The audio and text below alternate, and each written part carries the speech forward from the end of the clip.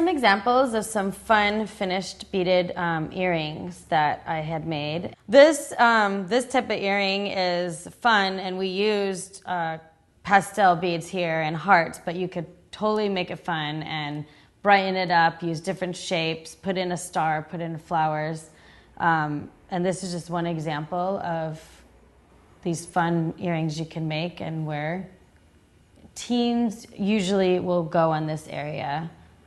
For adults, you would probably want to use something more like gemstones, something a little dressier, and definitely pick smaller beads because they have to go around the hoop.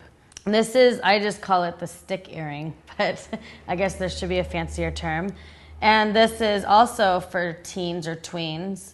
The design has some flowers at the end and some striped beads and some little rhinestone beads. These are all made with plastic again, being, for being light. If there was an adult version, they would probably do something a little more dressier on this also, like gemstones or even like a hand-painted bead. You can get really fancy with this design. I've had someone put the elephant at the end here, even an animal, or even dangle a charm at the end of the thing, at the end of the earring post.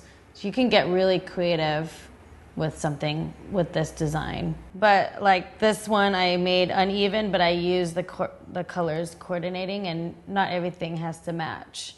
And also they'll use, on this one you cannot have a hole on the end of the bead that's too big, because then it'll fall through the post. So I always have to advise them to pick a small bead at the end. Now these are examples of kids' earrings, and they're really fun and colorful, and you could also make something like this for adults. Here's an example of something that I had made.